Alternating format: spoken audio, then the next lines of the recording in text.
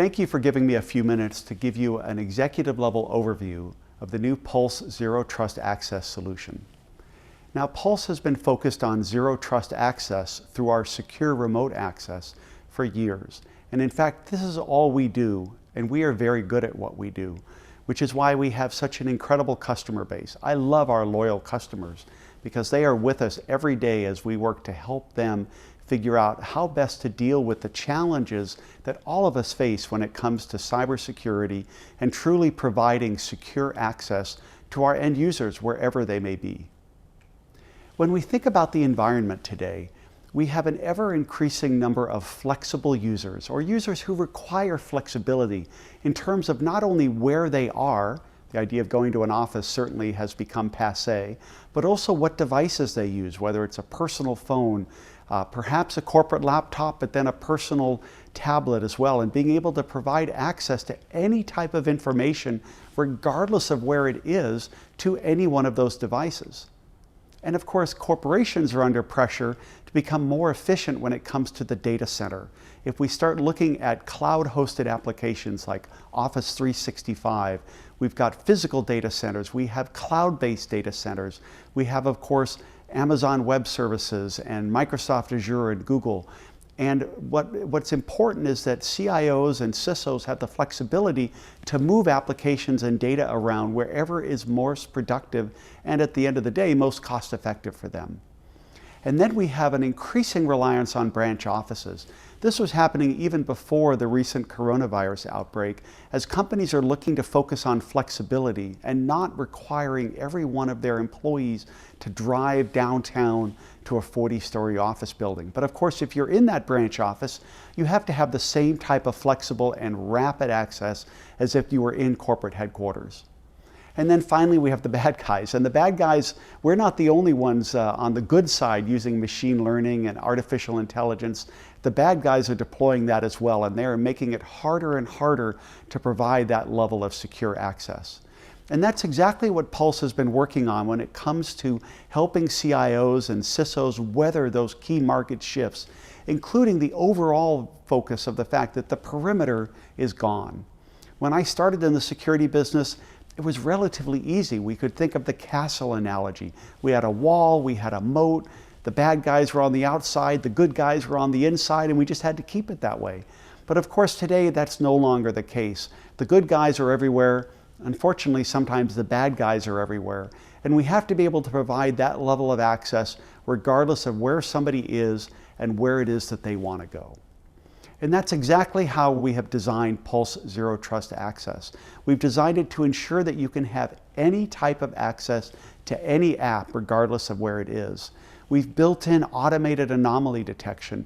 We've also ensured the coexistence of our Pulse ZTA solution as well as our traditional VPN offerings, because we do know that not only will companies not change immediately in a wholesale environment, but there will always be users or particular applications that may not fit into the zero trust model. So you have to be able to provide both levels of access and both types of access to your users. And of course, we've been focused on that all-important total cost of ownership, and we've helped drive a significant reduction in TCO for our customers. So let's take a look just briefly at how it works. So as you can see here on the left-hand side, you have the Pulse client. And for those of you who are new to Pulse, one of our claims to fame is our unified client. It runs across operating systems and devices. So whether it's on a phone, on a tablet, on a Mac, or on a PC or Linux laptop, all of that runs the exact same Pulse client.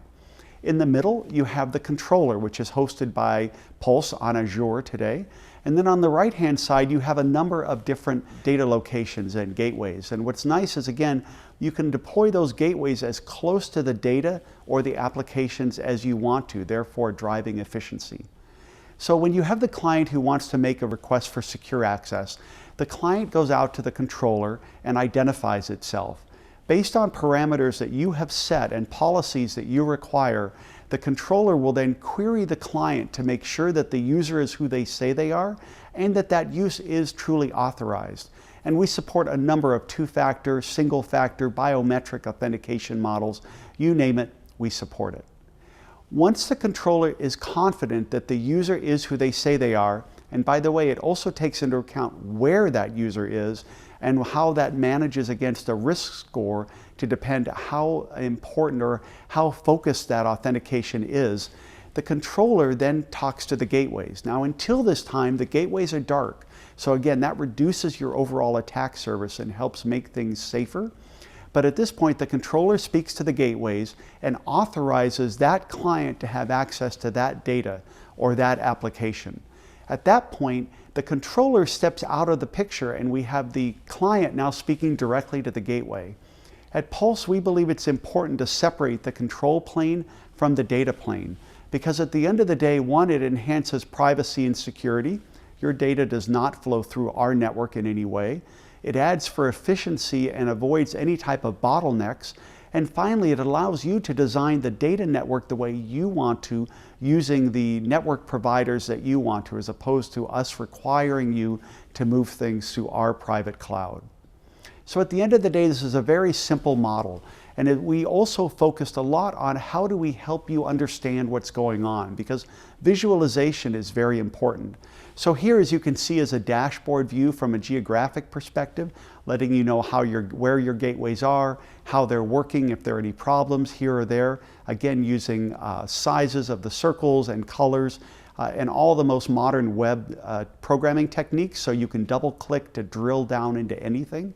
Here is an example of a compliance report showing how things are going and whether or not you may be getting into compliance issues. And then finally, here's an automated anomaly and detection report.